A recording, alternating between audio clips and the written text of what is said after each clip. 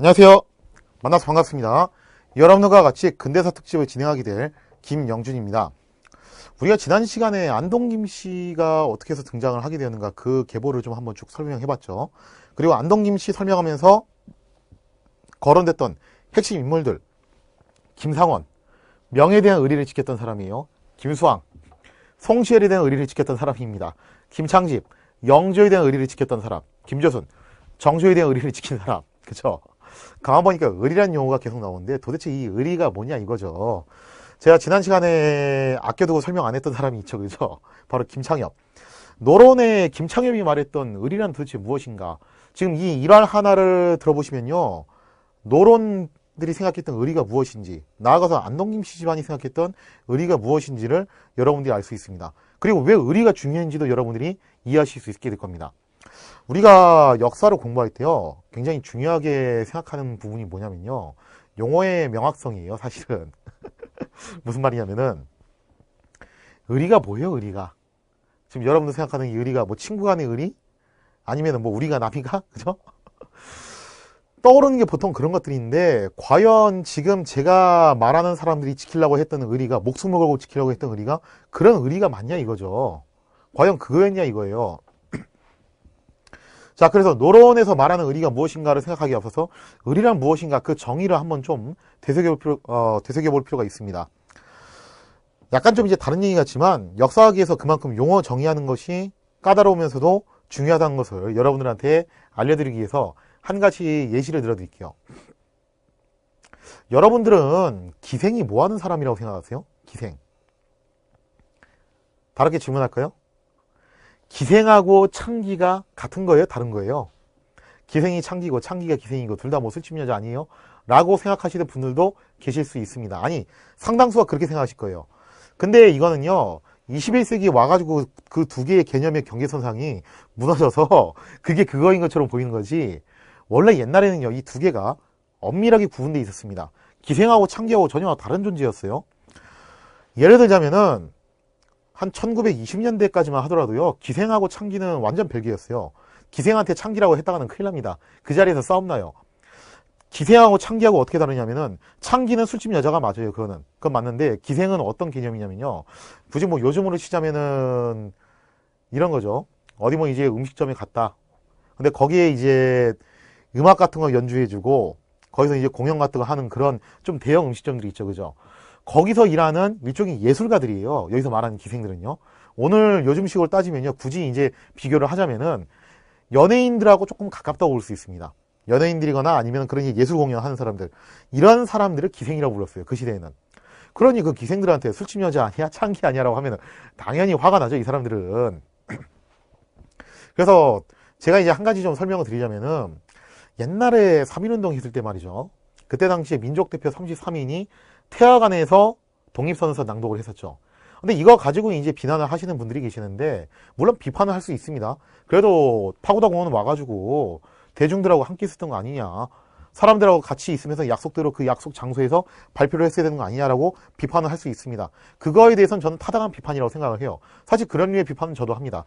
근데 이런 류의 비판을 하시는 분들, 태화관에 가서 술 마시면서 기생 끼고 발표했다며, 요거는 문제가 있어요. 요거는 비판이 아니라 비난일 뿐만 아니라 아예 사실관계도 조금 문제가 있는 얘기입니다. 무슨 얘기냐면요, 애초에 태화관이라는 것 자체가, 잘 생각해보세요. 그 시대에 33인 33명이에요. 근데 민족대표가 33인이라는 거고, 사실은 백업용까지 합치면 40명이 넘어갑니다. 엄청난 인원이에요. 그 엄청난 인원이 한 공간에 들어가서 뭔가를 발표를 한다, 선언서식을 한다, 할 수 있는 실내 공간이요, 그 시대는 되게 한정적이었어요. 지금처럼 그런 거 할 수 있는 장소가 많았던 시대가 아니라는 겁니다. 결국 몇 군데 없었다는 거죠. 그 다음에 두 번째로, 태화관이라는 것 자체가 원래 그런 용도로 만든 곳이에요. 거기서 뭐 술도 파는 것도 사실이고, 기생, 즉 여자들이 와가지고 공연을 하는 것도 사실입니다. 그것도 사실이긴 한데, 애초에 목적이 뭐 하는 곳이었냐면은, 여기서는 어떤 이제 선언식을 한다거나 혹은 어떤 단체가 처음 만들어지면은 그 단체를 발족할 때, 그때 이제 기념식을 한다거나 혹은 뭐 이제 신분이 좀 있는 사람들이 와가지고 회의를 한다거나 하는 용도로도 썼던 것이 태화관입니다. 그렇기 때문에 태화관에서 기생이 있다는 이유로 이거를 나이트클럽이나 카바레나 뭐 이런 유로 비유를 하면요, 그건 좀 문제가 있다는 거죠. 그렇게 되면은 왜 이런 착각이 일어날 수 있냐면, 그거는 용어를 우리가 정확하게 이해하고 있지 못하기 때문에 그렇다라는 것을 말씀드리고 싶습니다. 즉, 기생과 창기가 거기서 거기가인 거 아니냐. 그러니까 기생이 있으면은 태화가는 대충 뭐 요정으로 치면은 뭐 클럽이네? 요렇게 퉁치면 되겠네? 요렇게 퉁치는 습관이요, 역사를 굉장히 망가뜨리는 행동이에요. 물론 여러분들 이해는 해요. 한국사 시험을 보기 위해서 공부를 하고 있다, 그러신 분들은요, 이런 식으로 퉁치는 비유를 할 수밖에 없습니다. 어쩔 수 없어요, 이게. 아니, 왜냐면 솔직히 말해서 수능 보는 사람들, 한국사 검정 시험 따는 사람들, 공무원 한국사 보는 사람들, 이 사람들이 뭐 다 역사학자들입니까? 이 사람들이 그런 걸 다 세밀하게 알겠어요? 이 사람들은 한 문제라도 더 맞히는 게 중요한 거고, 그렇기 때문에 그 사람들 입장에서는 대강 퉁쳐가지고 비유법으로 암기를 시키는 것이 굉장히 효율적이에요. 그래서 이해는 해요. 저도 그런 식의 수법을 학원에서 많이 씁니다. 근데 학술적으로 접근할 때는요, 우리가 그런 식의 비유법을 웬만하면 쓰면 안 돼요. 그냥 이해를 돕기 위해서 요즘식으로 굳이 따지자면은 여기에 가깝습니다 정도는 말할 수 있지만, 이거는 요즘으로 따지면 요거예라고 단정짓는 순간 그건 죽은 역사가 되는 거예요. 역사가 생명력을 잃어버리게 되는 겁니다. 그래서 기생과 창기의 논쟁도 마찬가지예요. 실제로 1920년대에 어떤 일이 있었냐면은 이런 일이 있었어요. 어디 술집에서 창기들을 데리고서 이제 술을 마셨어요, 사람들이. 근데 쉽게 말해서 여자가 부족한 거죠. 그래서 여자를 더 데리고 오려고 창기가 부족하니까 누구를 콜했냐면 기생을 콜한 거예요. 기생들이 왔어요. 왔는데 보니까 창기가 있어. 지금 분위기가 딱 지금 그 분위기죠, 그죠? 창기들이 화를 낸 거예요. 아니, 우리를 왜 쟤들이랑 똑같은 취급을 하냐? 우리는 몸을 파는 여자가 아니다. 우리는 엄연히 예술가다. 그러면서 이제 창기들을 보고서 저런 천박한 것들 저렇게 손가락질을 하자, 창기들도 어떻게 한 겁니까? 기생들한테, 야, 똑같이 지금 무대 뛰는 주제에 니들이랑 우리랑 뭐가 달라 하면서 서로 머리끄댕이 잡고 싸운 적이 있었어요. 그러니까 당시 기생한테 창기란 말을 쓰면 이렇게 머리끄댕이 잡고 싸운단 말이에요. 이걸 당시 신문에서도 뭐라고 표현을 했냐면은 기생과 창기 사이의 계급투쟁이라고 표현을 했습니다. 그래서 이런 것들을 놓고 보면은 우리가 용어를 명확하게 하지 않으면은 이렇게 사단이 나는 경우도 종종 발생할 수가 있다. 그래서 우리가 그 역사를 좀 더 생동감 있게 알기 위해서는요, 용어의 명확성을 반드시 기해야 될 필요가 있습니다. 그래서 여기서 말하는 을이란 도대체 무엇이냐를 이해하기 위해서, 이해를 돕기 위해서 제가 김창엽이라는 사람과 있었던 한 가지 일화를 소개를 해드릴까 합니다. 이 이야기 들으면 여러분들이 여기서 말하는 을이가 단순히 친구 간의 을이 이런 걸 말하는 건 아니라는 것을 확실하게 깨달으실 거예요. 지난 시간에 설명드린 대로 노런의 계보를 놓고 보시면요, 김수왕의 아들이 김창집, 김창엽 형제예요. 그리고 김창집은 정계에서 활동했던 인물이고 김창엽은 학계에서 활동했던 인물입니다. 각각 활동 범위가 그랬었는데 그만큼 김창엽은 노런의 일원가로 손꼽혔던 사람입니다. 근데 이 김창엽과 관련해서 한 가지 이제 재미있는 사건이 있었는데 뭐였냐? 자, 조선왕조실록을 찾아보면 이래요. 숙종실력 6년 4월 3일자 기사를 보면요, 1680년이에요. 김수왕이 영의정으로 임명됐습니다. 영의정 임명됐고 김수왕은 1688년까지 영의정을 했었어요. 근데 바로 87년, 아직은 김수왕이 영의정이었던 시절이죠. 그때 어떤 일이 있었냐면은 김창엽을 대사관으로 임명했습니다. 대사관이라고 하면요, 사관원의 최고이죠, 그죠? 짱이란 말이에요. 거의 뭐 요즘으로 치면은 언론기관의 가장 최고 수장이라고 볼 수 있어요. 파워가 굉장히 막강한 권한직이라는 겁니다. 즉 꽃보직이라는 거죠. 그 꽃보직에 김수왕의 아들인 김창엽이 임명이 됐었는데 이 사이에 뭔 일이 있었어. 뭔 일이 있어가지고 숙정실록 1월 19일자에 임명됐어요. 근데 2월 2일자 한 달 남짓 후에 김창엽이 대사성으로 바뀝니다. 대사성은 성균관 최고위죠. 그러니까 굳이 뭐 요즘식으로 거칠게 비교를 하자면은 언론사 공영방송국 언론사 최고위 사장에서 어디로 넘어간 거예요? 서울대학교 총장으로 좀 바뀐 건데, 물론 뭐 요것도 낮은 직책은 아니지만 사실은 조선시대에 요게 훨씬 더 꽃보직이었다는 거죠. 굳이 뭐 이해를 돕기 위해서 비유를 하자면 그렇다는 겁니다. 자, 왜 한 달 만에 김창엽이 바뀌었냐 이거예요. 실록에는 그 이유가 좀 명확하게 안 나왔는데 그 이유가 어디에 나와 있냐면은 김창엽이 개인적으로 썼던 저서가 있습니다. 농암집이라고 저서가 있는데 요 고전번역원 가면 찾으실 수 있어요. 그 농암집 제7권 소차에 보시면 정면년 1687년에 나와 있는 기사 중에서 김창엽이 대사관을 사직하는 상소가 있습니다. 아니 생각해보세요. 꽃보직을 받았어요. 누구나 다 가고 싶어 하는 곳이에요. 근데 이거를 받았는데 사직상소를 올려버린 거예요. 그리고 나서 한 달 만에 결국 어디로 넘어갔냐면은 성균관 대사성으로 넘어갔습니다. 물론 낮은 자리는 아니지만 여기만한 자리는 아니죠. 일부러 왜 좌천의 길을 선택을 했냐 이거죠. 왜 이걸 사직상소를 넘어서 반려를 시켰냐 이거예요. 안 하겠다고 했냐 이거죠. 그 이유가 뭐냐라는 것을 이 사직상소를 통해서 우리가 뜯어보면요. 노론이 말하는 의리가 무엇인가를 정확하게 알 수 있습니다. 자, 지금부터 농암집에 나와 있는 김창엽의 상소인데요. 그 상소의 내용을 한번 하나하나 차근차근 뜯어보는 시간을 갖도록 하겠습니다. 자, 먼저 처음에 이렇게 시작을 해요. 삼가 아래입니다. 신은 용렬한 자질과 못난 재주로 후한 성원을 받고 시운이 좋은 때를 만나 벼슬한 지 4에서 5년 사이에 갑자기 하대부의 반열에 올랐으나, 여기서 말하는 하대부는 정삼품 통정대부에서 종사품 조봉대부까지인데, 하대부라고 하는 것은 당하관이에요. 그렇기 때문에 당상관보다는 조금 급은 떨어지지만 그래도 아주 낮은 직책은 또 아닙니다. 하대부의 반열에 올랐으나 대열을 따라다니기만 할 뿐 조금도 국가에 도움을 주지 못하였습니다. 그래서 평소에 내심 부끄러운 나머지 영광을 누리는 것을 두렵게 생각하였습니다. 뭐 쉽게 말해서 겸양의 말을 하는 거죠. 저는 능력이 없는 사람인데 어쩌다가 주상 전하께서 잘 보셔가지고 제가 이 자리까지 승진을 했습니다 하고 겸양의 말을 하는 거예요. 이건 그냥 인사치레고. 그런데 뜻밖의 이번에 또 새로 대사관에 임명되었으니, 실록에 나와 있는 얘기예요. 1월 19일자에 김창엽은 어떻게 했습니까? 대사관에 임명을 시켰죠. 그죠? 그 얘기를 하는 거예요. 대사관에 임명되었으니 놀랍고 황송한 마음 더욱 심합니다.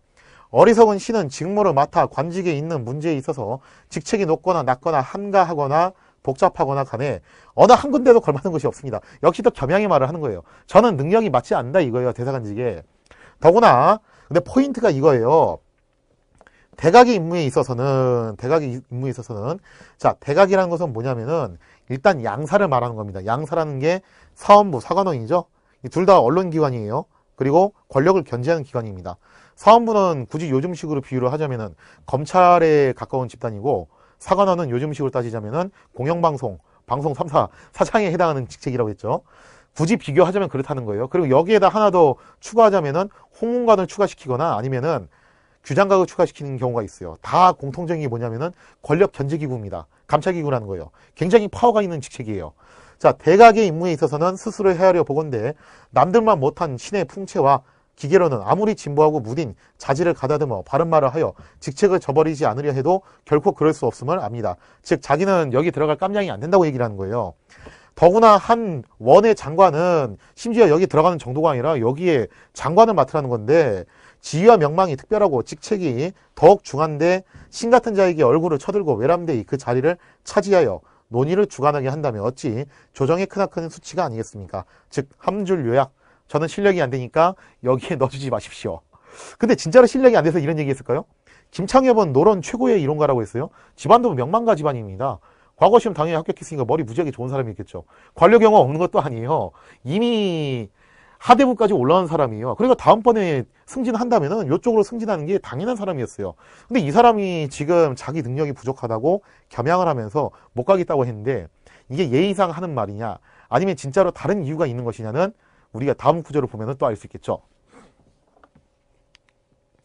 자, 계속 보겠습니다. 여기서부터가 이제 슬슬 본론으로 넘어가는 건데, 그리고 신이 삼가 생각건데 나라에서 대각을 설치한 것은 사실 묘당과 서로 견제하기 위한 것입니다. 요게 포인트예요. 자, 묘당은 뭐냐면 의정부를 말하는 겁니다. 이 의정부는 경기도 의정부가 아니고 뭔 의정부냐면은 영의정, 좌의정, 우의정 이 사람들이 이런 데 있죠. 그죠? 그 합작기구예요. 거기를 말하는 건데, 사실상 명목상으로는 물론 비변사가 있긴 하지만 조선 후기에 어쨌든 명목상으로는 최고 부서가 바로 의정부겠죠. 그 묘당과는 서로 견제하기 위한 것입니다 라고 얘기를 하는데, 무슨 말이냐면요, 의정부가 어떤 일을 해요? 그러면은 감찰 언론기관에서 뭐 하는 겁니까? 비판을 하는 거죠. 서로 상호 견제하는 기관이라는 거예요. 요즘으로 치면은 행정부하고 사법부의 관계가 똑같다는 거예요. 행정부에서 어떤 일을 할 때 사법부에서 감찰하면서 그죠? 하는 거하고 비슷한 그런 유사한 이야기를 하고 있는 겁니다. 자, 원래 그러기 위한 것인데 묘당에서 옳다 하는 일은 대각에서 그러다 하고, 묘당에서 어질다 하는 사람은 대각에서 그렇지 않다 하는 경우에는 피차간의 의견을 달리하는 가운데 극심한 마찰을 빚는 일이 흔히 있습니다. 즉 행정부에 해당하는 묘당하고 지금 이걸 감찰하는 감찰기관하고 대각하고는요, 서로 계속 딴지를 걸고 태클을 거는 그런 관계이기 때문에 둘 양자 사이에는 불편한 일이 생길 수 있다라는 거예요. 마찰이 생길 수 있다는 겁니다. 뭐 요거는 당연한 얘기죠. 그리고 묘당에 과실이 있을 경우 오직 대각에서만 그것을 지적하고 탄핵할 수 있으니 라는 말이 나왔죠. 그죠? 그렇다면 조정의 채모로 볼 때 또 어찌 묘당에 있는 사람의 자제를 묘당과 서로 견제하는 자리에 있게 하여 거리낌 없이 갑으로 논하는 일을 요구할 수 있겠습니까?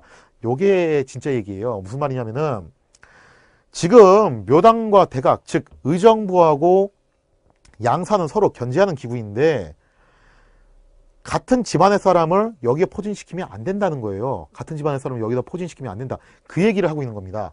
자, 아까 제가 얘기했었죠. 이미 1680년에 김수항이 영의정으로 임명됐어요.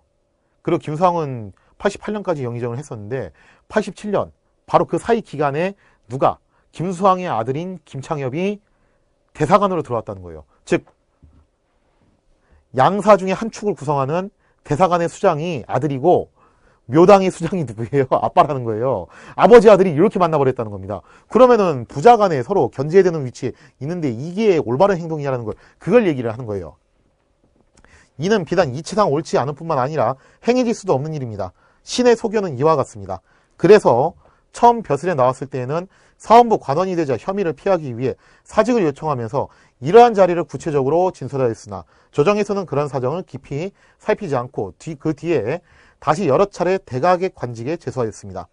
이에 신도 처음에 견해를 고수하지 못하고 간간히 한두 번 공무를 수행하지 않을 수 없었지만 허수아비처럼 묵묵히 입 다물고 있었을 뿐입니다. 즉 하도 나보고 하라고 시켜가지고 어쩔 수 없이 이 자리에 올라오긴 했는데 저는 이거 좀 아닌 것 같습니다. 저를 좀 빼주십시오라고 간청하는 거죠. 근데 한번 생각해 볼게요. 물론 이제 묘당과 대각이 서로 그렇게 견제하는 기구이긴 한데 과연 여기서 꼭 나가야 되는 것이냐 했을 때 여러분들이 이걸 생각해 볼 필요 있어요.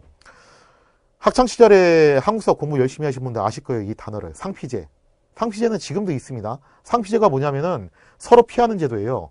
즉 같은 집안의 사람이 같은 부서에서 일하는 것을 못하게 하는 겁니다. 왜냐? 그렇게 하면은 문제가 생길 수 있기 때문에 뭐 비리라든가 혹은 협잡이라든가 이런 게 생길 수 있기 때문에 그걸 이제 흐트러 놓는 거죠. 이걸 상피제라고 하는 건데 지금 그 얘기하는 거예요. 상피제에 따라서 하면 안 된다라고 얘기를 하는 건데 근데 김창엽의 말은 사실은 조금 문제가 있어요. 왜 문제가 있냐면요. 법적으로는 하자가 없는 행동이었습니다. 조선시대의 상피제를 보면요. 경국대전 이전에 보면 이렇게 나와 있어요. 본가로는 4촌 이내 그리고 모계하고 처가로는 2촌 이내가 같은 부서에 일할 수 없다. 그러니까 이런 거죠. 아버지가 영의정인데 아들이 좌의정이거나 그 다음에 형하고 동생이 같이 의금부에 일을 하거나 혹은 삼촌이 경기도지사인데 조카가 김포시장이거나 이런 식으로 같은 부서나 같은 지휘권 라인에 있는 것을 못하게끔 막는 것이 상피제예요. 근데 볼게요. 지금 김수항, 아버지인 김수항은 묘당에 있어요. 의정부에 있단 말이에요. 근데 아들인 김창엽은 대각에 있습니다. 즉 대사관이라는 거예요. 그러면 두 개의 부서가 서로 다르기 때문에 원래 법적으로는 상피제에 해당은 안 되는 경우예요. 근데 재밌게도 김창엽은 뭐라고 하냐면은 도리에 어긋나다고 하는 거예요. 이것도 상피제라고 부르는 겁니다. 법에서는 이거 상피제가 아니라고 하는데 자기는 이걸 또 상피제라고 주장을 하는 거예요. 굉장히 재밌는 얘기를 하고 있는 거죠. 아니 생각해보세요. 이거 진짜 꽃보직이에요. 여기 못 가서 안달인데 설사 법에 저촉되는 일이 있어도 어떻게 하겠습니까? 저는 할 수 있습니다. 시켜만 주시면 하겠습니다. 어떤 식으로든 수단과 방법을 가리지 않고 올라가야 되는 자리를 지금 김창엽은 어떻게 하는 거냐면은 법에 저촉되는 행동도 아니었는데도 불구하고 이거는 도리상 할 수 없는 행동입니다. 아니 아들이 아버지를 비판하고 아버지가 아들을 견제하고 그게 가능합니까? 그렇게 해서 안 됩니다. 이거는 부자 간의 의리를 해칠 뿐만 아니라 국가의 공무를 놓고 봤을 때 서로 제대로 된 비판과 견제를 못하기 때문에 국가적인 의리에서도 안 되는 일이고 부자 간의 의리에서도 안 되는 일입니다라고 지금 김창엽은 그렇게 얘기를 하고 있는 거예요. 이거 정말 엄청난 거예요. 요즘 정치를 보면은 이런 사례가 흔히 나옵니까? 어떤 사람에게 고위직을 줬어요? 아이고 감사합니다 하고 넙죽 받아도 모자를 파네. 안 됩니다.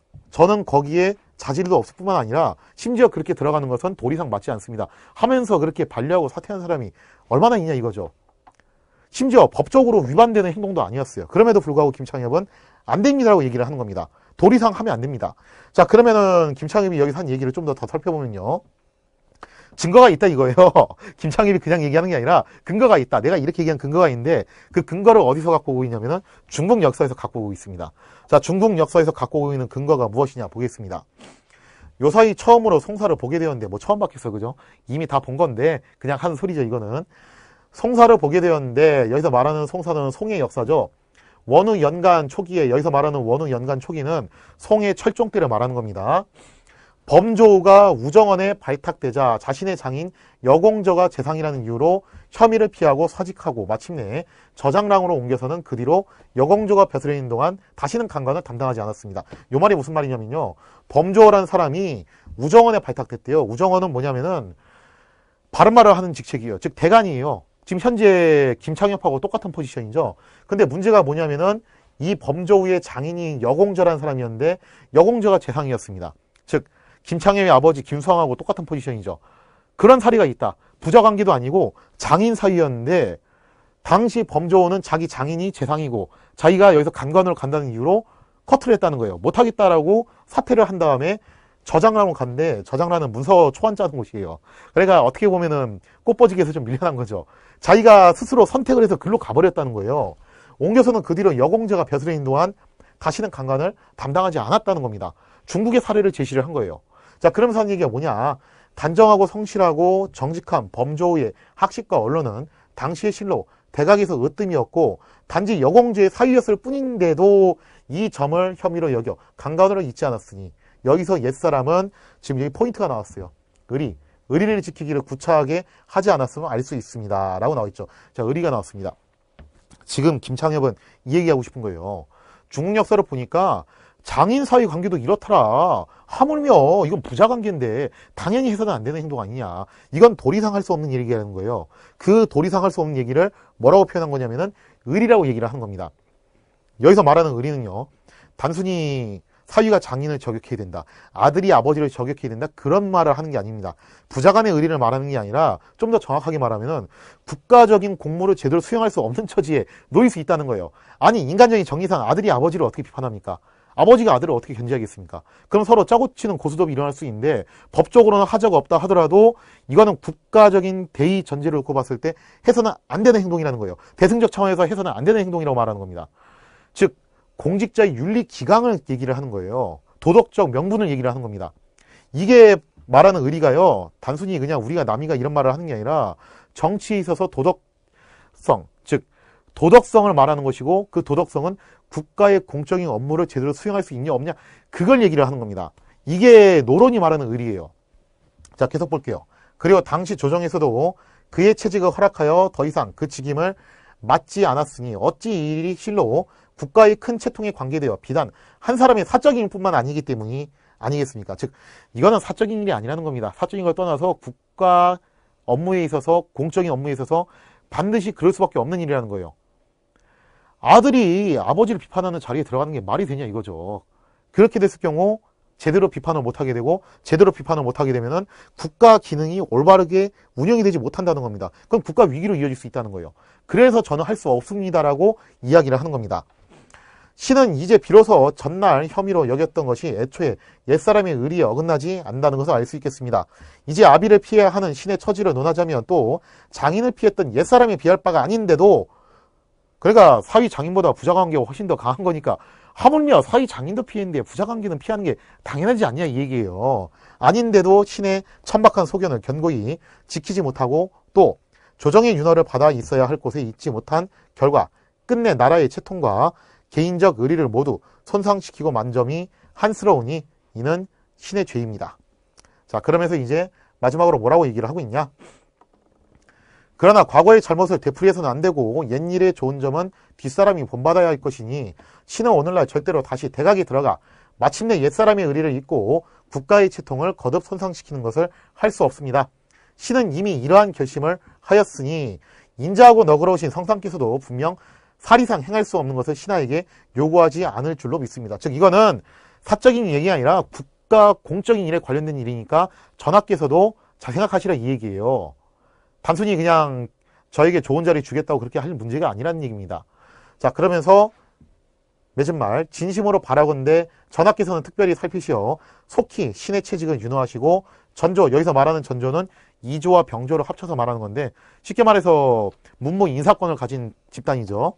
전조의 다시는 신을 간관에 의망하지 말라 명하시면 공사간의 사리의 실로 모두 다행이 있겠습니다. 자, 여기서 공사관이라고 했죠. 사적인 얘기가 아니라는 거예요. 그것뿐만 아니라 공적으로 국가적 차원에서도 중요한 문제라는 겁니다.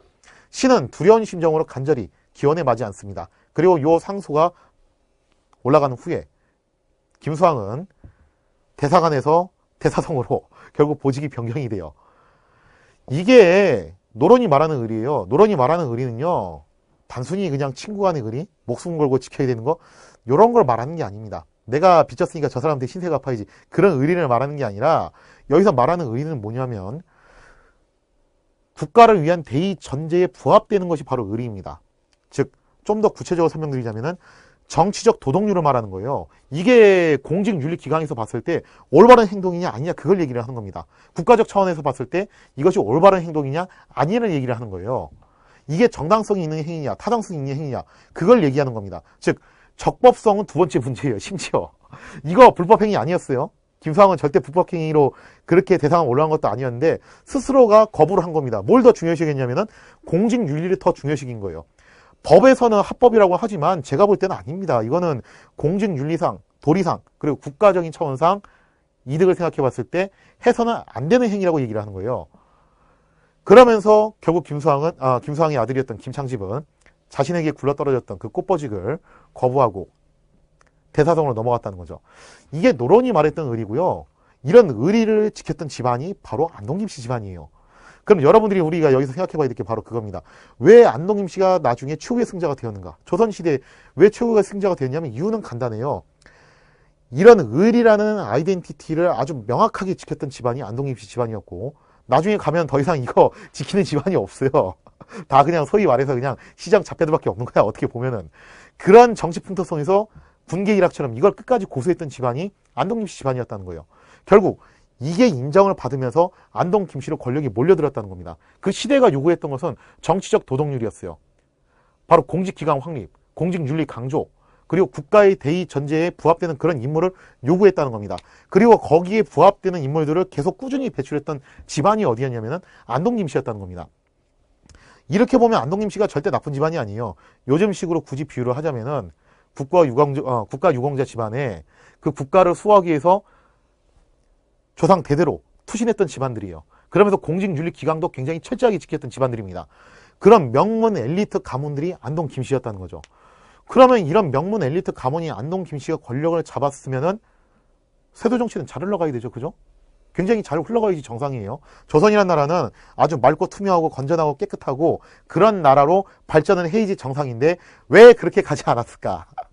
왜 그렇게 가지 않았을까? 아니, 분명히 세도 정치 때 문제가 있었던 건 사실이에요. 그건 사실인데 왜 그런 문제에 직면을 하게 되었을까? 거기에 대한 이야기는 앞으로 계속 진행을 하면서 차차 하나씩 벨이 벗겨지게 될 겁니다. 그래서 제가 미리 딱 한 가지 힌트를 미리 말씀드리자면 딱 하나 힌트를 드리자면 이거예요. 세상에 무균사회라는 건 없다. 약간 좀 거시기한 얘기인데 무균사회는 없다. 그러니까 너무 사람이 깨끗한 것만 추구해도 안 된다는 거예요. 구태여 한 가지 더 예시를 들어드리자면은 명이 멸망했을 때 진짜 좀 어떻게 보면은 슬픈 얘기예요. 그때 당시에 엄당과 독림당이 있었거든요. 엄당은 환관들의 정당이었고 독림당은 아주 깨끗한 당이었어요. 청렴 결백을 강조했던 당이었습니다. 근데 사실 명을 몰락시킨 것은 엄당이었지만 명에게 사망 선고를 때렸던 것은 독림당이었습니다. 무균 사회를 주장하면은 오히려 사회가 병들게 되더라. 굳이 얘기하자면 그런 건데 어떻게 보면 좀 안타까운 결과가 나왔어요. 안동 김씨는 그 시대에 부합하는 단체였고 어떻게 보면은 노론에서 말했던 의리, 즉 공직 기강 그리고 국가 대의 전제 이런 것들을 아주 준수하게 잘 지켰던 엘리트 집안이에요. 근데 그 엘리트 집안을 중심으로 이끌어졌던 일종의 엘리트주의라고 할 수 있는 세도 정치가 실시됐을 때 왜 조선은 몰락할 수밖에 없었는가? 그 이야기는 앞으로 차차 다루도록 하겠습니다.